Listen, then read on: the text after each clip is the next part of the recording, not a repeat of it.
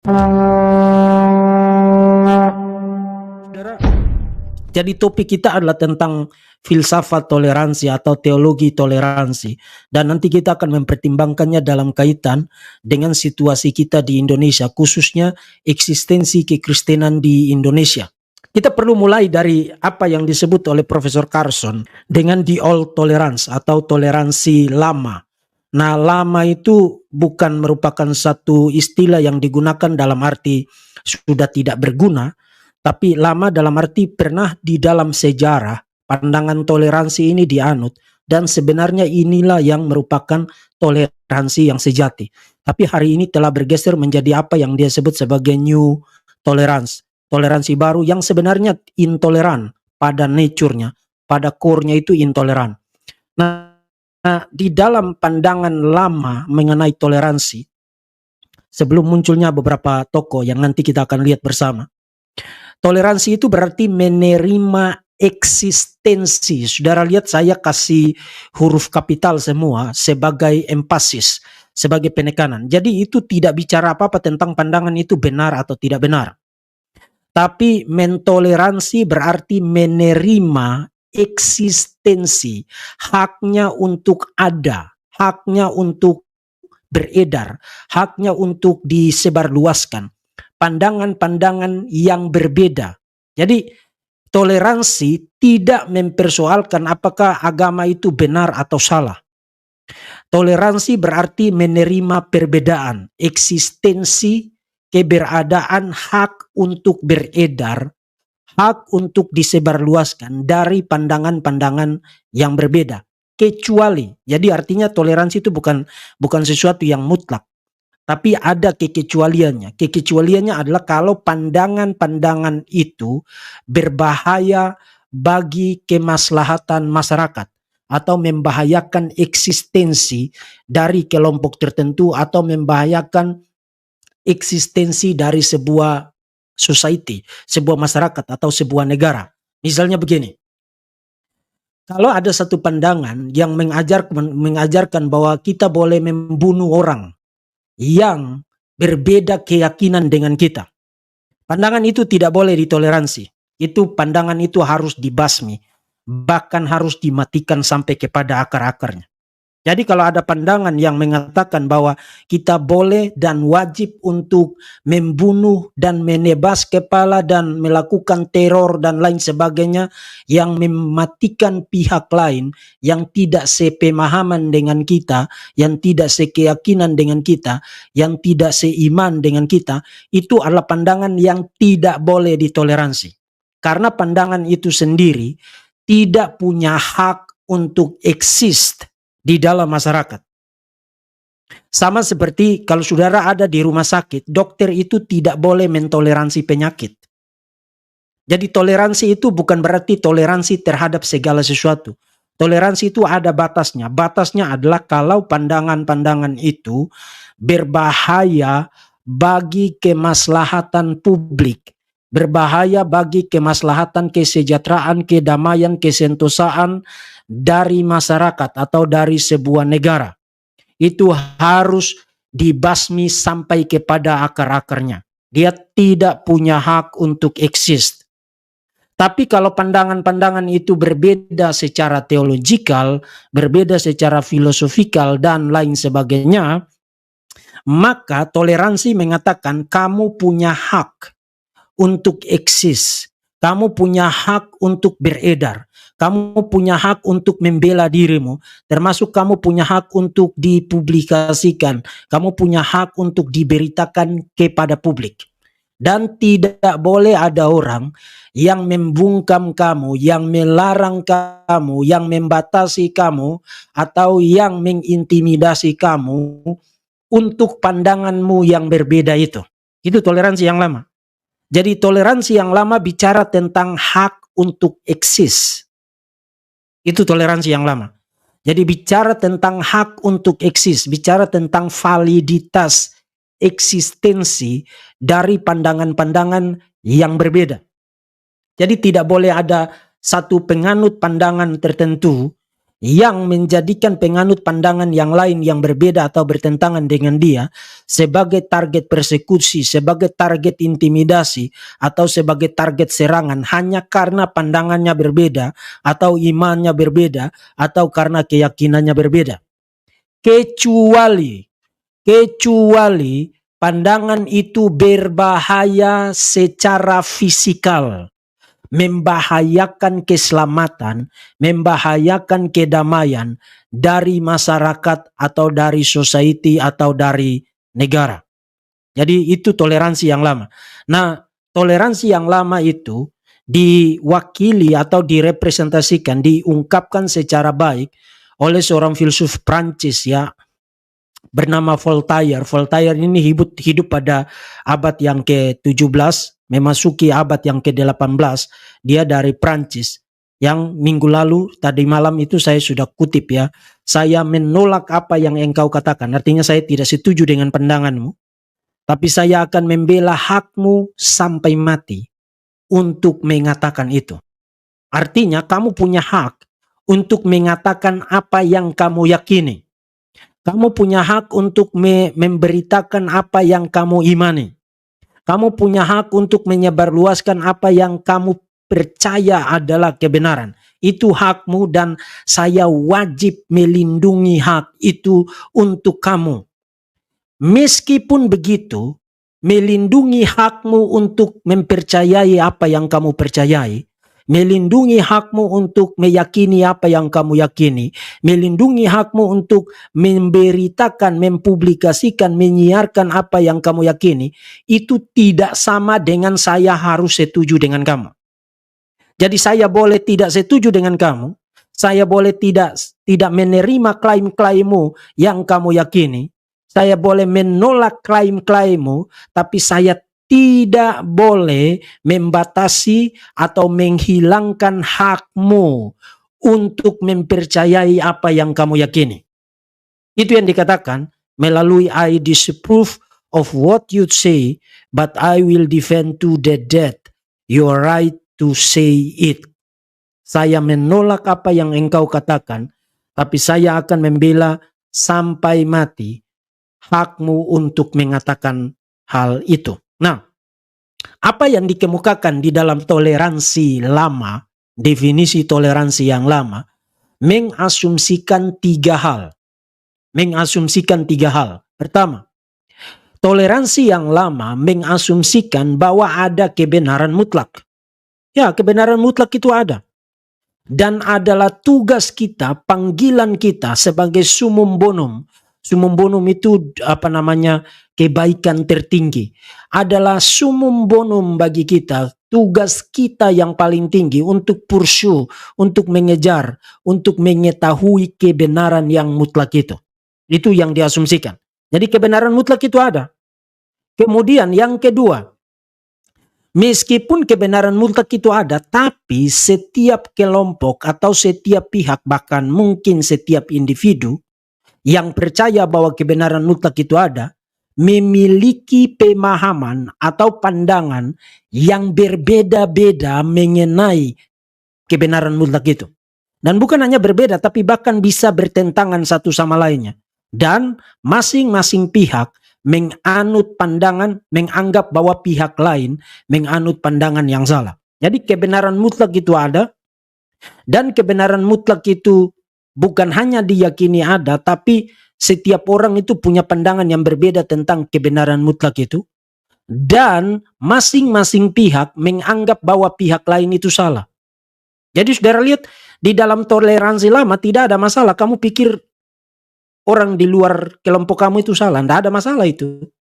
Malah itu seharusnya. Justru karena kamu menganggap dia salah, maka kamu tidak menganut pandangan yang dia anut, bukan? Dan yang ketiga, cara terbaik untuk menguji pandangan-pandangan yang berbeda itu, termasuk meyakinkan orang lain, adalah melalui argumentasi dan pertukaran ide tanpa paksaan, tanpa persekusi, tanpa ancaman, dan tanpa hukuman.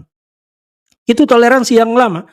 Saudara, satu peradaban, satu masyarakat yang berkembang, menjadi dewasa dan menjadi kuat, adalah masyarakat atau peradaban yang diletakkan atau yang menjadi dinamis atas dasar pilar-pilar toleransi yang tadi.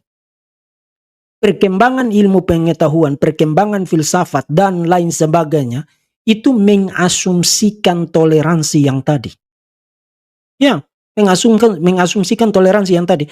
Itu sebabnya orang itu bisa berdebat tegang-tegang leher, tapi mereka kemudian bisa duduk dan makan sama-sama, kemudian ketawa-ketawa dan satu sama lain. Misalnya kalau saudara tonton perdebatan antara Profesor Bart Ehrman dengan Dr. Michael Licona. Kalau saudara tonton perdebatan itu, yang satunya agnostik, yang satunya tidak percaya Alkitab firman Tuhan, dia tidak percaya Yesus itu Tuhan dan lain sebagainya, meskipun dia profesor yang baru. Yang satunya adalah seorang Kristen, dia percaya Alkitab firman Tuhan, percaya Yesus Allah sejati yang menjadi manusia, percaya Yesus disalibkan dan bangkit dari kematian, juru selamat satu-satunya. Di dalam perdebatan itu mereka tidak setuju satu sama lainnya dan berdebat secara sengit, tapi kemudian mereka duduk dan makan malam sama-sama, bahkan menjadi teman satu sama lain. Jadi saudara lihat kenapa itu bisa terjadi? Karena mereka percaya prinsip toleransi yang tadi. Toleransi berarti saya melindungi hak kamu untuk percaya apa yang kamu percaya, termasuk saya sadar akan hak saya bahwa saya berhak untuk tidak setuju dengan kamu. Dan kita dapat menguji perbedaan kita, pertentangan kita secara argumentatif melalui percakapan, pertukaran ide, tanpa harus saling bermusuhan satu sama lain. Tanpa harus bermusuhan satu sama lain.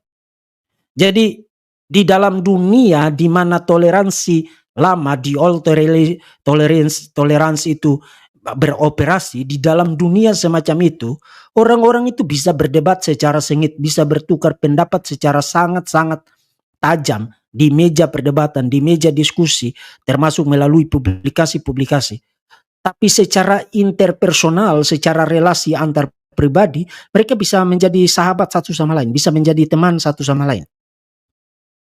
Karena mereka percaya prinsip toleransi yang tadi. Nah, sayangnya adalah saudara-saudara, sejak abad ke-18 sebenarnya bukan hanya Lessing, jadi sebenarnya kita dunia barat, termasuk di Amerika, termasuk di Eropa saat ini, termasuk di Indonesia saat ini, pemahaman kita tentang toleransi sebenarnya dipengaruhi oleh orang-orang semacam ini, seperti Lessing, termasuk juga ada seseorang yang lain pada abad ke-19, John Stuart Mill. Ya, saya tidak bikin presentasinya di screen ini, tapi secara ringkas saja, John Stuart Mill itu tidak percaya bahwa agama itu bisa mengajarkan kebenaran yang objektif. Itu sebabnya karena agama itu memiliki kebenaran yang relatif, maka tidak ada gunanya orang itu saling berbeda pendapat, kemudian bersitegang, berdiskusi, berdebat tentang kebenaran-kebenaran atau klaim-klaim keagamaan. Dan karena itu, dalam hal klaim-klaim keagamaan, menurut Stuart Mill, tidak boleh ada orang yang mengklaim dirinya paling benar atau paling mutlak. Nah, itu Stuart Mill. Nah, kenapa dia berpandangan begitu? Karena dia tidak percaya bahwa ada kebenaran mutlak di dalam klaim-klaim teologis atau di dalam klaim-klaim keagamaan. Dan Stuart Mill ini orang yang sangat terkenal. Kalau saudara belajar tentang etika filosofikal, ya, filsafat etika, saudara ketemu ada satu pandangan yang disebut dengan utilitarianism. Apa itu utilitarianism? Utilitarianism percaya bahwa, atau prinsip dari utilitarianisme adalah the greatest good for the greatest number of people. Jadi kebaikan tertinggi, terbanyak untuk sebanyak mungkin orang. Misalnya begini, kalau saudara utus orang pergi berperang, tentara pergi berperang, dan dia mati di medan pertempuran, kematian seorang tentara di medan pertempuran itu bagi keluarganya adalah sesuatu keterhilangan yang sangat dalam, menimbulkan kesedihan yang sangat dalam. Jadi itu tentu tidak baik bagi keluarganya, kan? Tapi kematian satu orang itu mendatangkan kebaikan bagi banyak orang. Itu yang disebut dengan utilitarianism. Jadi di dalam membuat keputusan-keputusan etis, apakah itu perlu dilakukan atau tidak, pertimbangannya itu bukan soal benar dan salah. Tapi pertimbangannya adalah soal apakah dampak dari tindakan itu, keputusan itu mendatangkan manfaat bagi lebih banyak orang atau tidak. Misalnya juga begini, Jadi kalau saudara penganut utilitarianism, keputusan etika saudara itu tidak berdasarkan benar dan salah, tapi berdasarkan apakah banyak orang yang akan mendapatkan manfaatnya atau tidak. Misalnya begini, ada satu pesawat yang berisi katakanlah 150 penumpang, di hijack, dibajak oleh teroris. Dan teroris itu mengancam akan menjatuhkan pesawat itu persis di jantung kota ibu kota Jakarta, ibu kota Indonesia di Jakarta. Nah, bayangkan sekian juta penduduk di Jakarta itu akan mengalami nasib yang sangat mengerikan kalau pesawat berisi bom yang dengan kekuatan raksasa itu jatuh di Jakarta. Nah, kalau saudara mau menangani situasi itu, saudara tidak akan bertanya begini, kalau saya bunuh teroris itu saya berdosa dong. No. Pertimbangannya adalah lebih baik teroris itu mati bersama dengan 150 penumpang. Tentu itu tidak baik. Karena 150 penumpang itu juga punya keluarga, punya anak, punya cucu, dan lain sebagainya. Tapi lebih baik 150 orang itu mati bersama dengan kelompok teroris yang membajak pesawat itu ketimbang jutaan orang di satu kota yang sangat besar seperti Jakarta itu ikut mengalami penderitaan, mengalami musibah yang sangat dahsyat akibat pesawat itu jatuh bersama bomnya di situ. Itu sebabnya diputuskan untuk menembak jatuh pesawat itu di angkasa dan selesai. Itu keputusan utilitarian. Jadi saudara lihat, pendiri atau penggagas dari etika utilitarianism adalah John Stuart Mill yang tadi saya perkenalkan kepada saudara. Nah, menurut dia toleransi berarti kamu tidak usah bilang bahwa agama saya itu benar, agama kamu itu salah. Why? Karena dia tidak percaya bahwa ada klaim-klaim kebenaran mutlak di dalam pandangan setiap agama yang ada. Nah, itu Stuart Mill. Tapi sebenarnya kita tidak terlalu dipengaruhi oleh Stuart Mill.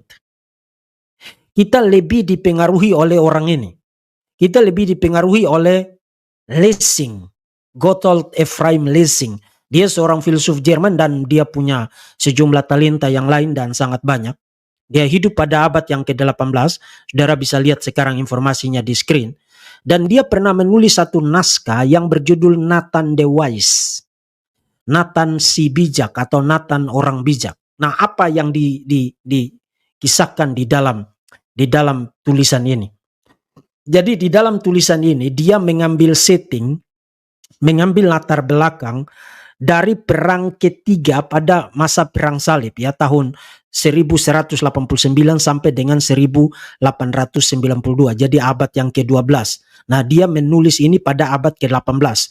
Tapi dia mencoba menempatkan setting latar belakang dari ceritanya itu atau parabelnya itu, perumpamaannya itu di dalam setting perang salib tahap ketiga pada abad ke-12.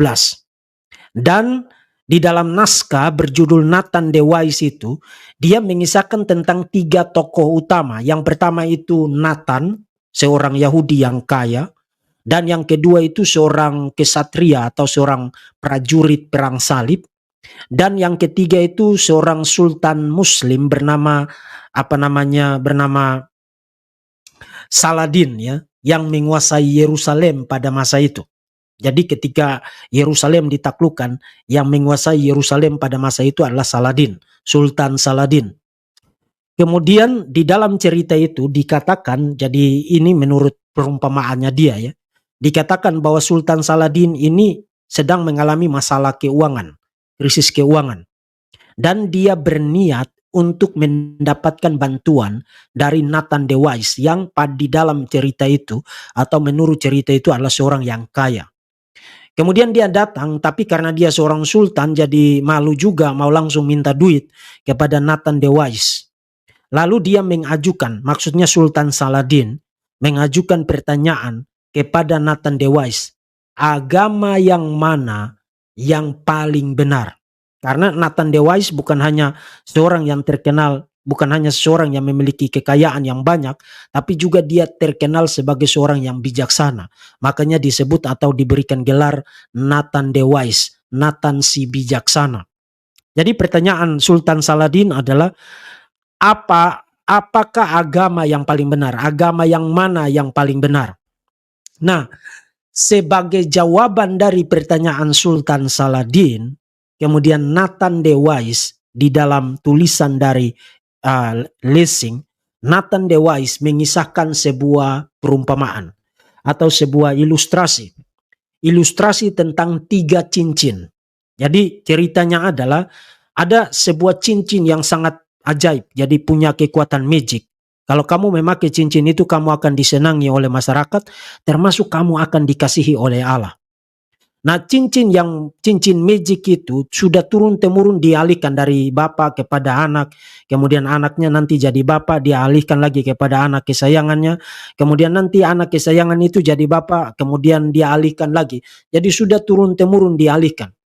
Tiba pada giliran seorang ayah yang menerima cincin itu dari ayah sebelumnya, menerima cincin itu, kemudian dia punya 3 orang anak. 3 orang anak ini sama-sama dia kasihi.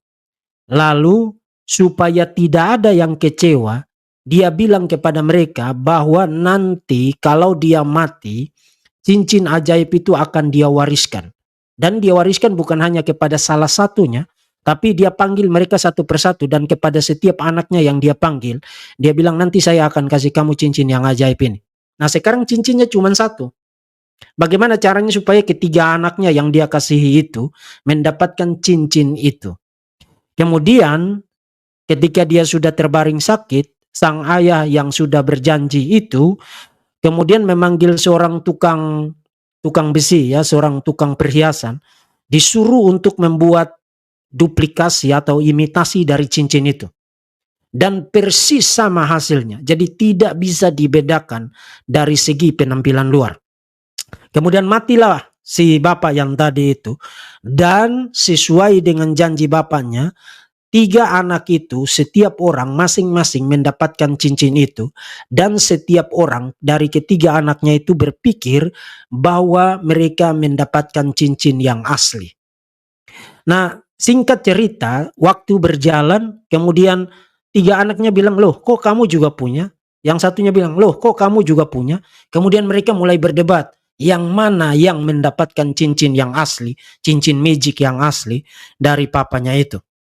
Kemudian solusinya adalah mereka tidak usah berdebat.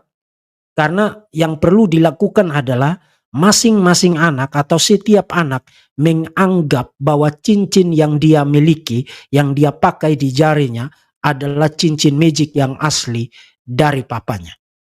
Nah, begitu mendengar perumpamaan itu, Saladin berpikir bahwa kalau begitu kita tidak usah berdebat. Baik Yudaisme, baik Kekristenan, baik Islam, itu mestinya tidak usah berdebat tentang siapa yang paling benar. Mari kita anggap bahwa setiap agama memiliki tanda kutip cincin magic yang asli. Itu adalah the parable of Lessing, ya, atau the ring parable dari Lessing, perumpamaan tentang cincin dari Lessing. Nah, jadi menurut perumpamaan itu, setiap agama itu tidak perlu berdebat tentang yang mana agama yang paling benar. Yang perlu dilakukan adalah setiap agama percaya bahwa yang dia yakini dan yang dia imani itu adalah yang paling benar, tanpa harus dibandingkan, tanpa harus dipertentangkan dengan agama yang lain.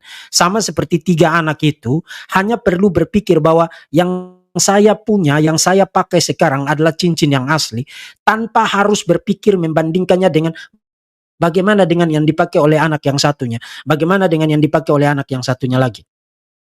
Nah, akibat parabel atau perumpamaan ilustrasi dari Lessing itu membuat peralihan pandangan mengenai toleransi. Jadi, saudara ingat toleransi yang lama tadi bilang tidak apa-apa kalau kamu bilang saya salah. Dan tidak apa-apa juga kalau saya bilang kamu salah. Dan tidak apa-apa juga kalau kita berdebat. Tidak apa-apa. Karena kebenaran mutlak itu ada. Nah, menurut Lessing itu tidak ada. Kamu tidak usah pusing dengan itu. Lebih baik kamu pikir bahwa yang kamu punya itulah yang paling benar tanpa harus kamu banding-bandingkan dengan punya orang lain. Nah, akibat dari pandangan itu lahirlah apa yang disebut dengan new tolerance. Toleransi yang baru yang nanti saya akan jelaskan bagi saudara. Tapi sebelum kita lanjutkan dengan peralihan menjadi toleransi yang baru, ada beberapa kritik untuk perumpamaan dari Lessing. Pertama, kalau saudara mendengar baik-baik perumpamaan dari Lessing tadi, Sebenarnya Bapa, sang ayah di dalam perumpamaan itu mewakili siapa? Mewakili Allah. Nah, masalahnya adalah di dalam perumpamaan itu, sang Bapa itu dipotret sebagai sosok yang bodoh. Yang dia sudah tahu bahwa dia tidak bisa memenuhi janjinya sendiri. Bagaimana bisa cincinnya hanya satu, tapi dia bisa kasih kepada 3 anak yang berbeda dengan masing-masing dapat cincin. Dia sudah tahu dia tidak bisa.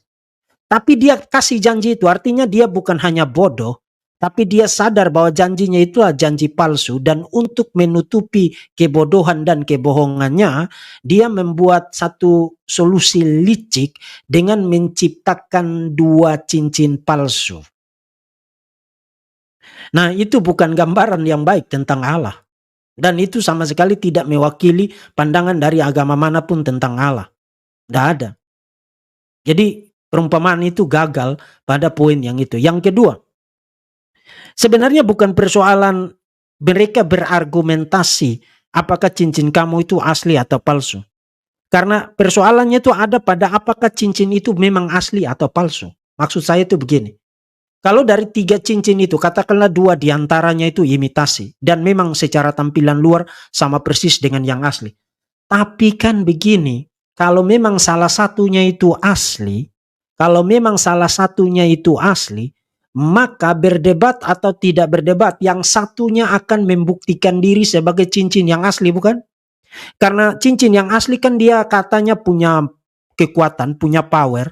Jadi kalau kamu pakai cincin itu, kamu akan dikasihi oleh masyarakat, dikasihi oleh orang-orang, termasuk dikasihi oleh Allah. Jadi tinggal kamu lihat aja, yang mana yang pakai cincin itu kemudian dia dikasihi oleh masyarakat dan dia dikasihi oleh Allah. Jadi bukan persoalan perdebatan itu per se pada dirinya sendiri, tapi persoalannya apakah memang cincin itu asli atau cincin itu palsu. Nah, akibat dari parabel itu, perumpamaan itu, sebenarnya yang diasumsikan oleh Lessing adalah bisa jadi semua cincin itu palsu. Bisa jadi semua cincin itu palsu. Jadi daripada nanti kamu sakit hati karena kamu mendapati cincinmu itu palsu, lebih baik kamu anggap aja cincinmu itu asli tanpa kamu banding-bandingkan dengan cincin-cincin yang lain. Dan itulah yang melahirkan apa yang disebut dengan relativisme di dalam agama. Bahwa tidak ada agama yang paling benar daripada agama yang lain. Saudara dengar itu di mana-mana hari ini orang bicara tentang itu atas nama toleransi. Saudara-saudara, itu tidak lahir karena toleransi, itu lahir dari pandangan filsafat.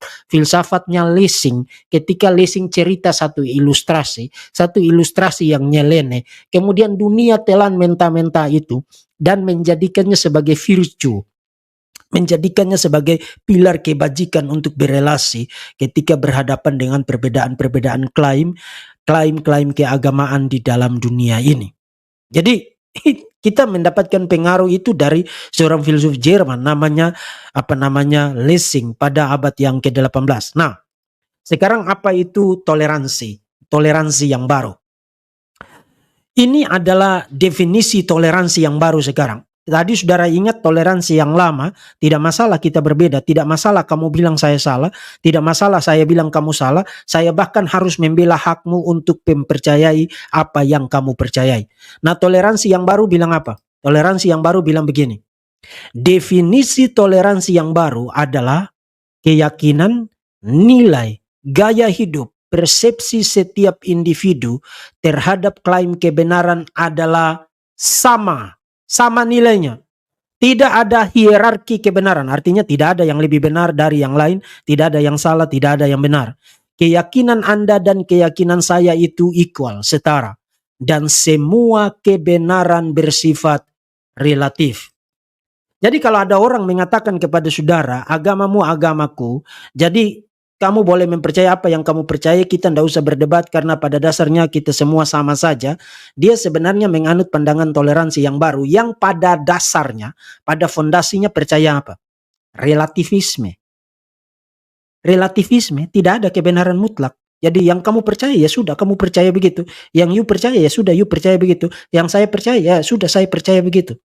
Itu sebabnya mereka tidak ada masalah menganalogikan agama itu seperti jualan kecap manis. Saya pernah dengar gurunya si Anu menggunakan analogi kecap manis ya.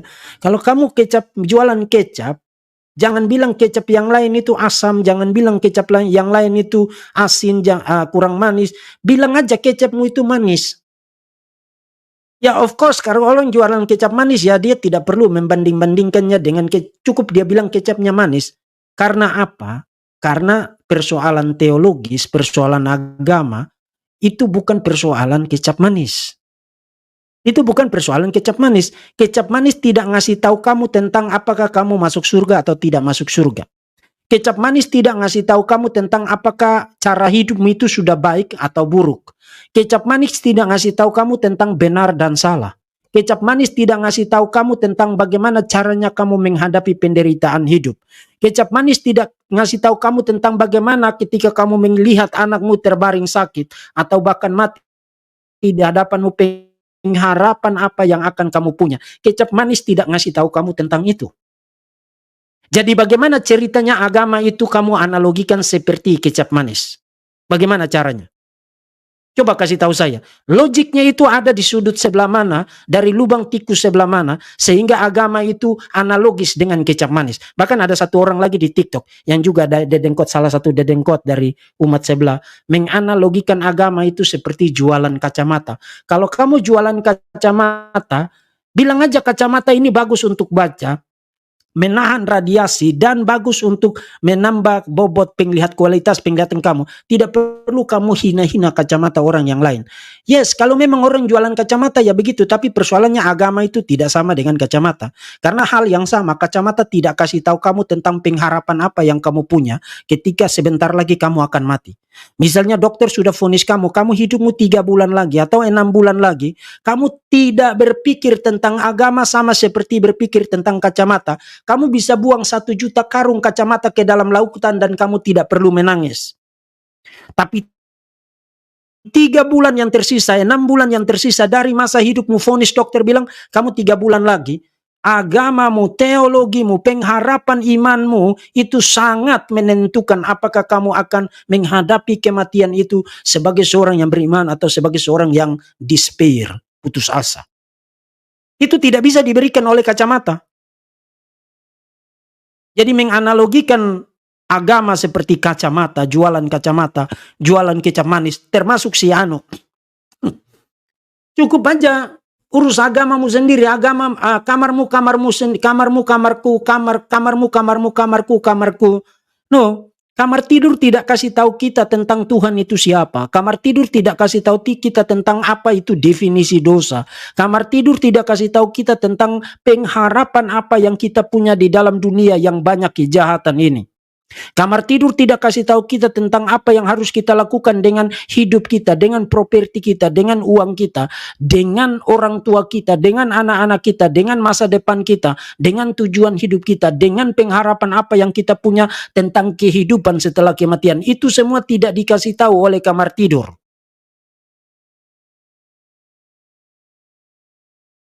Saudara lihat betapa berbahayanya paradigma filosofikal dari toleransi yang baru ini. Membuang segala sesuatu yang ada di dalam agama. Jadi toleransi baru mengatakan kamu tidak perlu bilang orang lain salah. Karena pada dasarnya pandangan A, pandangan B, pandangan C, agama A ke agama B, agama C, itu memiliki nilai bobot kebenaran yang equal, yang setara. Perception of truth claims are equal. Jadi persepsi tentang klaim-klaim kebenaran itu equal, setara. Dan all truth is relative. Segala kebenaran itu relatif. Nah, saudara-saudara, kenapa relativisme itu bangkrut? Saudara lihat aja anak kalimat yang terakhir. All truth is relative. Semua kebenaran itu relatif. Pertanyaan, apakah kalimat semua kebenaran itu relatif benar atau tidak? Dia harus benar. Dia harus mutlak untuk diterima benar. Tapi pada saat yang sama dia bilang relatif. Jadi relativisme itu membunuh dirinya sendiri. Menolak dirinya sendiri. Self-contradictory, self-refuting, self-destruct. Menghancurkan dirinya sendiri. Karena kalau pada saat dia bilang semua kebenaran itu relatif, Yang dia bilang itu sendiri dia asumsikan mutlak untuk mengatakan bahwa semua kebenaran itu relatif. Jadi untuk membuat klaim semua kebenaran relatif itu diterima, harus mengasumsikan kemutlakan yang ditolak oleh klausa itu sendiri, dan itu self-destruct, menghancurkan dirinya sendiri. Kemudian, ini adalah penggambaran dari Profesor Carson tentang peralihan dari toleransi lama kepada toleransi yang baru. Peralihan atau pergeseran dari menerima adanya perbedaan pandangan menjadi penerimaan terhadap pandangan yang berbeda. Saudara lihat, ini perbedaannya sangat besar loh. Menerima perbedaan pandangan dengan menerima pandangan yang berbeda, itu dua hal yang berbeda. Itu seperti langit dan bumi. Nah, kita sedang bergeser dari menerima perbedaan pandangan, bergeser kepada menerima pandangan yang berbeda. Bergeser dari mengakui hak orang lain untuk mempunyai keyakinan praktik yang berbeda, bergeser menjadi menerima perbedaan pandangan orang lain. Ini bentuknya sepertinya tidak kentara, subtle, sepertinya sesuatu yang tidak kentara. Namun substansinya sangat-sangat besar. Menerima bahwa ada posisi yang berbeda dan berlawanan dan berhak untuk hidup adalah satu hal. Tapi menerima posisi itu sendiri berarti tidak lagi menentangnya. New tolerance, toleransi baru, menunjukkan bahwa menerima posisi orang lain berarti meyakini bahwa posisi itu benar dan setidaknya sama benarnya dengan posisi Anda. Itu toleransi yang baru. Jadi toleransi yang baru mengatakan kamu hanya bisa menghargai atau menerima posisi orang lain kalau kamu percaya bahwa pandangan dia benar. Artinya kita beralih dari membiarkan kebebasan berekspresi atas pendapat yang bertentangan menjadi menerima semua pendapat. Kita melompat dari mengizinkan artikulasi keyakinan dan klaim yang tidak kita setujui, melompat menjadi menegaskan bahwa semua keyakinan dan klaim sama validnya. Oleh karena itu, kita beralih dari toleransi lama ke toleransi baru. Nah, supaya saudara dapat gambarannya, saya gambar bagi saudara. Mungkin tadi terlalu filosofikal ya. Saudara lihat. Apa jantung dari toleransi yang lama? Toleransi yang lama mengatakan kamu berhak eksis. Jadi persoalannya pada hak eksistensi. Kamu berhak untuk ada. Kamu berhak untuk beredar. Kamu berhak untuk dipopularkan. Kamu berhak untuk tidak diintimidasi dan lain sebagainya. Kamu berhak untuk eksis. Jadi soal validitas eksistensi. Karena apa? Karena toleransi yang lama mengasumsikan ada kebenaran mutlak.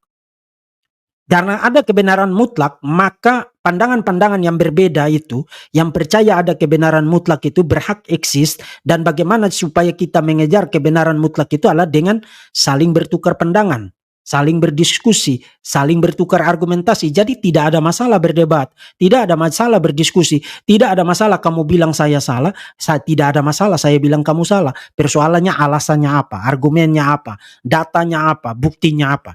Itu toleransi yang lama. Jadi perbedaan itu ditempatkan pada kategori hak untuk exist. Nah, menurut Lessing dan Stuart Mill dan sampai sekarang memberi pengaruh di dunia barat termasuk juga di Indonesia, toleransi itu bukan lagi soal kamu berhak untuk eksis meskipun saya tidak setuju dengan kamu, meskipun saya menolak kamu, meskipun saya bilang kamu salah dan kamu bilang saya salah, kamu berhak untuk eksis, saya tidak boleh ganggu kamu. Beralih menjadi kalau toleransi berarti saya tidak boleh kritik kamu. Saya tidak boleh bilang kamu salah.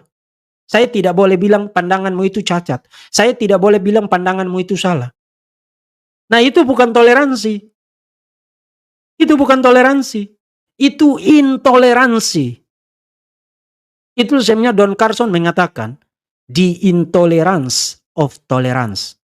Artinya new tolerance yang mengatakan bahwa saya tidak boleh kritik kamu, saya tidak boleh bilang kamu salah, kamu tidak boleh kritik saya, kamu tidak boleh bilang saya salah, kamu tidak boleh bilang pandangan saya salah dan lain sebagainya. Itu new tolerance, dan new tolerance itu sebenarnya intoleran. Intoleran terhadap apa? Intoleran terhadap kebenaran mutlak. Karena logiknya itu begini, kalau saudara ingat hukum non kontradiksi ya, hukum non kontradiksi, A tidak bisa pada saat yang sama itu adalah apa namanya? A tidak bisa pada saat yang sama dan dalam waktu yang sama dan dalam relasi yang sama adalah sesuatu yang lain. Tidak bisa. Itu hukum non kontradiksi. Jadi misalnya contoh praktisnya itu begini. Ini contoh aja ya. Tidak dimaksudkan untuk memicu perdebatan. Contoh aja. Kekristenan bilang Yesus mati melalui penyaliban. Menurut Islam, Yesus tidak mati melalui penyaliban, tapi diangkat ke surga. Quran surat 4, 157, 158. Nah, itu dua klaim ya. Dua klaim yang berbeda. Bukan hanya berbeda, tapi bertentangan. Tidak mungkin dua-duanya sama-sama benar. Tidak mungkin dua-duanya sama-sama benar. Nah, bayangkan kalau saya bilang begini, kamu tidak perlu bilang saya salah. Atau yang situ bilang begini, kamu tidak perlu. No, itu dua-duanya tidak bisa sama-sama benar. Salah satunya mesti salah. Salah satunya mesti salah. Nah, cara untuk berdiskusi mengejar kebenaran itu bukan dengan mengintimidasi orang, membungkam orang, mempersekusi orang supaya tidak bilang kamu salah.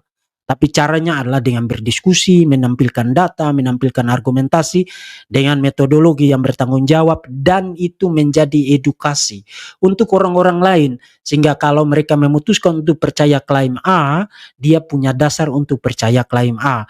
Kalau dia memutuskan untuk percaya klaim B, dia punya dasar untuk percaya klaim B. Nah, New Tolerance bilang kamu tidak boleh bilang salah. Kamu tidak boleh bilang salah. Dan itu berarti membuntungi semua upaya bertanggung jawab dan rasional dan beradab dan manusiawi untuk mengejar kebenaran, untuk mengetahui kebenaran. Nah, kenapa New Tolerance bilang begitu? Karena dia tidak percaya ada kebenaran mutlak. Dia tidak percaya ada kebenaran mutlak. Itu sebabnya dia bilang begitu.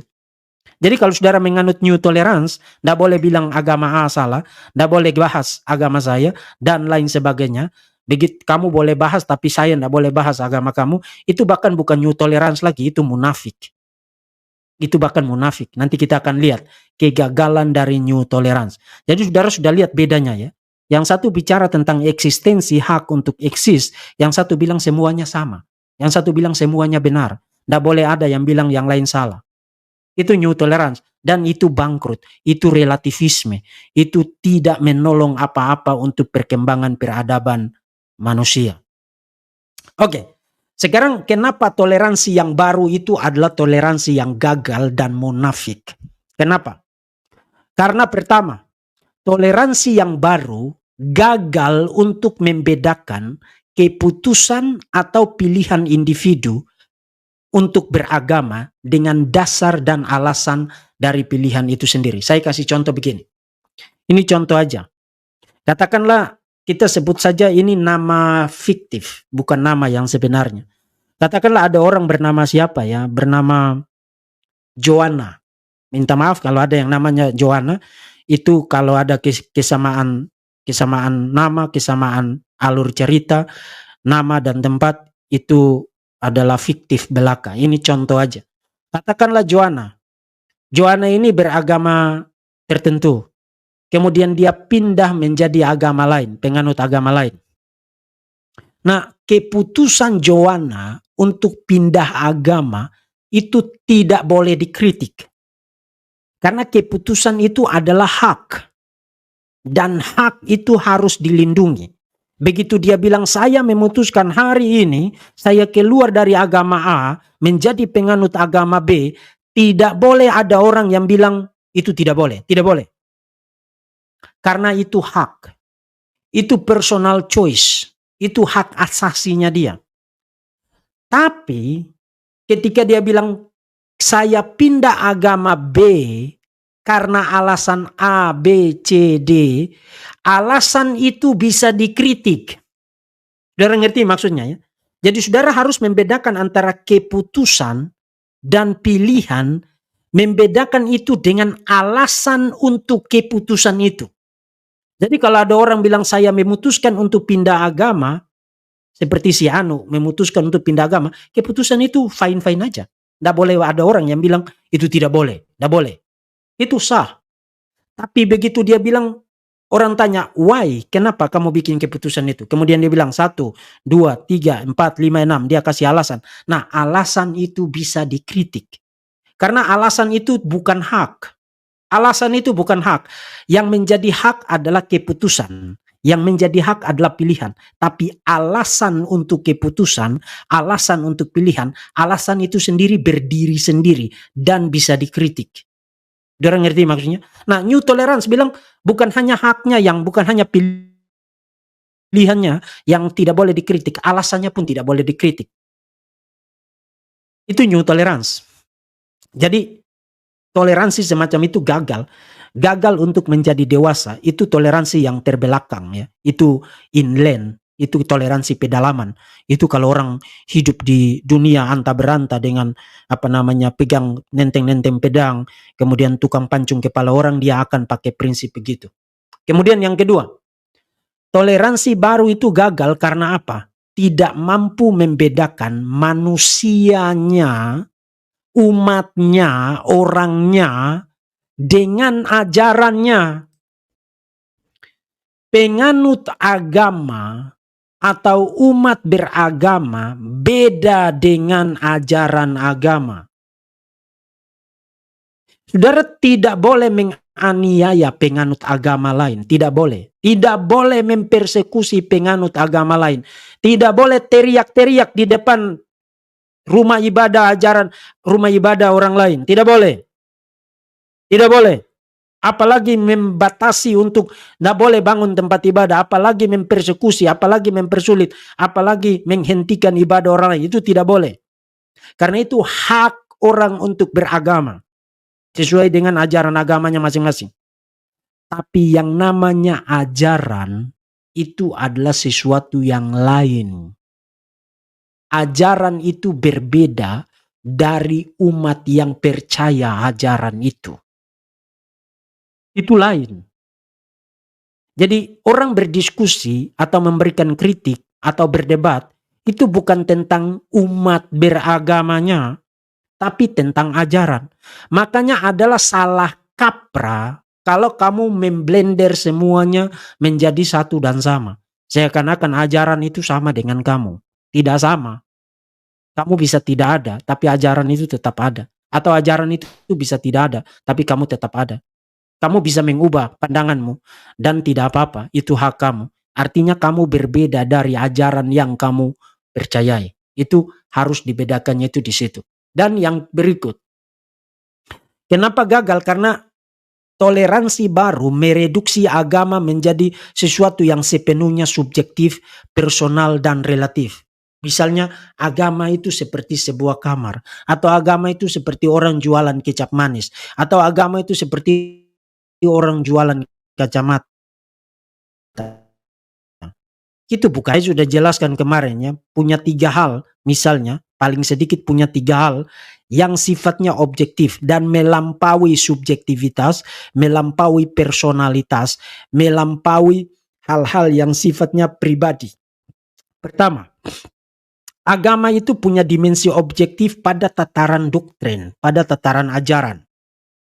Ajaran itu objektif. Ajaran itu punya nilai benar atau salah. Karena dia objektif dan punya nilai benar atau salah, maka ajaran itu bisa dibahas. Ajaran itu bisa didiskusikan. Ajaran itu bahkan bisa dikritisi. Wong ajaran kok. Makanya tadi saya bilang harus membedakan antara ajaran dengan orangnya. Jadi semua agama itu punya ajaran. Bukan hanya di dalam kekristenan, bukan hanya di dalam Islam, bukan hanya di dalam Yudaisme. Semua agama atau aliran kepercayaan dia punya ajaran. Dan ajaran itu bisa didiskusikan. Why not? Karena ajaran itu tidak punya perasaan. Ajaran itu tidak punya hak. Yang punya hak itu orang. Ajaran itu pemikiran. Ajaran itu proposisi. Pernyataan-pernyataan yang either benar atau salah. Yang kedua, semua agama itu punya dimensi misioner. Dalam arti punya determinasi untuk memanggil orang-orang di luar dari agama itu untuk join dengan dia. Dan beredar secara publik. Beredar secara publik. Agama itu tidak ada yang disembunyikan di bawah kolong tempat tidur. tapi diedarkan secara publik dan dipraktikkan secara publik. Nah, kalau you memberitakan ajaran agamamu secara publik, maka publik yang kepadanya kamu memberitakan ajaran itu punya hak untuk apakah menerima, punya hak untuk mengajukan pertanyaan, termasuk punya hak untuk mengkritik. Karena kamu panggil dia untuk percaya ajaran kamu, jadi dia harus memastikan bahwa ajaran itu benar. Itu sebabnya dia perlu diberikan hak untuk mempertanyakan, untuk menolak, untuk menganalisis, untuk scrutinize, meneliti sampai kepada detail-detail termasuk mengkritiknya. Karena kamu mengedarkannya secara publik. Kalau kamu tidak mau agamamu dikritik, kamu tidak mau agamamu dibahas, jangan edarkan secara publik. Karena sesuatu yang sifatnya publik, publik itu punya hak untuk membahas itu, memberikan komentari, memberikan pertanyaan, memberikan analisis, termasuk memberikan kritikan. Jadi semua agama itu punya itu. Kalau kamu tidak mau membahas ajaran agamamu itu dibahas secara publik, maka jangan edarkan secara publik. Percaya aja agamamu di dalam kamar tidurmu. Kemudian tidak ada orang yang ganggu kamu. Karena itulah fungsi kamar tidur. Kamar tidur itu bukan untuk publik. Kamu tidak siarkan kamar tidurmu, kemudian ayo kawan-kawan mari join dengan kamar tidur saya. Kemudian kamar tidurmu itu tidak bisa, tapi kamar tidur saya itu begini. Tidak ada orang menyiarkan kamar tidurnya untuk kepentingan itu. Kecuali kalau kamar hotel ya. Tapi agama itu bukan untuk jualan kan. Jadi menggunakan analogi itu adalah analogi yang bodoh, analogi yang palsu. Itu false analogi. Dan yang berikut, agama itu bicara tentang apa? Agama itu bicara tentang etika dan moral. How to live. Ada dasar-dasar untuk bagaimana orang itu hidup sebagai umat beragama. Misalnya tentang dasatita, sorry, signalnya hilang ya. Dasatita. Itu prinsip-prinsip etika, prinsip-prinsip moral. Atau seperti khotbah di bukit dan lain sebagainya. Itu semua itu objektif, itu melampaui personal pilihan personal saya, keinginan saya. Meskipun saya tidak inginkan, meskipun saya tidak suka, tapi saya wajib untuk taat itu. Misalnya, jangan mengucapkan saksi dusta, jangan mencuri. Itu semua kamu hidup di mana saja itu universal, itu objektif, itu mutlak. Kamu tidak bisa pergi keluar sana kemudian menebas kepala orang, kemudian suka-suka saya dong. Hari ini saya lagi pengen tebas kepala orang. Tidak bisa. Karena kita hidup berdasarkan prinsip etika, prinsip moral yang sama dan itu universal. Kamu juga tidak bisa duduk di satu tempat. Misalnya kamu di kafe, kemudian kamu pindah dari meja ke meja yang lain sambil kamu injak semua kaki orang dengan sepatu boot kamu. Kemudian ketika orang protes, kamu bilang, memangnya kenapa? Kan suka-suka saya dong injak kaki kamu dong. Kita kan tidak pernah bikin perjanjian untuk saya jangan injak kaki kamu. Kamu tidak bisa bilang begitu. Karena by intuition, prinsip etika, prinsip moralnya adalah kamu tidak boleh injak kaki saya dengan sepatu boot kamu. Meskipun sepatu kamu mahal. Kamu tidak boleh injak kaki saya seenak kamu. Kecuali kalau kamu lakukan secara tidak sengaja, mungkin saya masih bisa masuk akal. Tapi kalau kamu lakukan itu secara sengaja, kamu telah melanggar prinsip-prinsip etika dan prinsip-prinsip moral. Nah, agama tidur tidak ngajarin orang untuk jangan begitu. No, itu tidak diajarin oleh kamar tidur. Jadi jangan membuat analogi yang bangkrut semacam itu untuk diajarkan kepada masyarakat. Dan yang lebih celakanya lagi adalah orang menganut toleransi munafik. Apa itu toleransi munafik? Toleransi munafik adalah saya boleh bahas agama kamu, saya boleh menyerang agama kamu itu sebagai pekerjaan. Jadi siang malam itu saya selalu ada di hadapan publik, di sesi-sesi live atau melalui video-video yang direkam. Saya bahas tentang agama kamu, saya sikat kamu habis-habisan, saya utak-atik agama kamu, tapi kamu tidak boleh bahas agama saya. Begitu kamu bahas agama saya akan kasih keluar juru saya. Bagimu agamamu, bagiku agamaku. Jadi kalau kamu bahas agama orang lain, tidak apa-apa. Itu tidak apa-apa. Itu oke, itu adalah menyiarkan agama. Tapi kalau orang lain balik membahas, maka mendadak orang itu melakukan penistaan agama, mendadak orang itu melakukan kesalahan, mendadak orang itu tidak toleran. Itu toleransi munafik. Toleransi standar ganda. Kamu mau enaknya sendiri. Misalnya seperti si Anu itu ya, dia pernah bikin cuitan, Natal itu adalah, tapi kemudian ketika ada orang lain membahas, mendadak dia merasa penting sekali bikin satu rekaman video. Kemudian dia bilang orang mabuk lem, dan dia bilang orang itu penistaan agama. Jadi kalau dia yang mencuit bahwa Natal itu hari raya pagan, oh itu enggak apa-apa. Itu enggak apa-apa. Tapi kalau orang lain yang membahas balik tentang ajaran orang lain, mendadak orang itu mabuk lem, mendadak orang itu melakukan penistaan agama. Itu kamu hidup dengan standar apa itu? Itu munafik, itu hipokrit, itu inkonsisten. Atau mengundang orang sebagai bintang tamu, kemudian tamunya di depan biji matanya mengatakan, Yesus itu baru lahir, baru diangkat jadi Tuhan tahun 325 Masehi. Oh, dia tidak ada masalah. Dia tidak ada masalah. Dia bahkan tidak tegur juga. Dia tidak ingatkan tamu, ya jangan masuk ke kamar orang lain, itu kan kamar orang lain. Oh, dia tidak ada masalah. Kalau pihak dia yang berkomentar begitu, mari kita anggap itu kamar bersama. Kita pergi utak-atik, kita pergi ambil barangnya, kita pergi komentarin, oh catmu jelek, tembokmu jelek, wallpapermu jelek, dan lain sebagainya. Tapi kalau giliran orang lain melakukan hal yang menurut dia sama, mendadak dia berpikir ini urgent. Kamu dengar saya ngomong, kamu mabuk lem kah atau kamu melakukan penistaan? Itu kamu butuh berapa juta kemunafikan untuk hidup sebagai manusia dengan standar ganda semacam itu? Butuh berapa banyak kemunafikan? Dan by the way, orang-orang di kelompok kamu itu ya, pekerjaan mereka siang malam itu adalah mengutak-atik agama orang lain. Itu fakta kok. Kita bisa lihat itu, gampang sekali kita buktikan itu. Jadi itu adalah toleransi munafik. Munafik karena menggunakan standar ganda. Diri sendiri melakukan itu dan melakukan itu dengan leluasa dan seperti kebal terhadap tuntutan apapun. Tapi kalau orang lain itu kamu keluar-keluar katanya mabuk lem, katanya melakukan penistaan agama. Itu munafik. Itu munafik. Oke, saudara silakan mengajukan pertanyaan. Saudara silakan cek kotak deskripsi, ambil bagian sesuai dengan kapasitas saudara dan doakan ini bulan berbatu-batu karena tunggakan-tunggakan selama 1 semester itu sudah sangat menumpuk ya. Banyak hal yang harus diurus dalam bulan berbatu-batu ini. Jadi silakan ambil bagian, doakan supaya STT Rai boleh tetap survive, tetap eksis, tetap mengalami progres demi progres, dan Tuhan pakai untuk membentuk hamba-hamba Tuhan yang nanti kita akan utus ke daerah-daerah. Dan anak-anak yang ada di STT Rai Batam terus bertumbuh di dalam Tuhan. Doakan, karena strategi dan cara tipu muslihat iblis itu sangat masif dan seringkali tidak terduga. Kita perlu berdoa bersama-sama supaya kita tetap ada di dalam lindungan, naungan dan cinta kasih Tuhan Yesus Kristus. Ya, salam saudara-saudara, sampai jumpa lagi di lain kesempatan.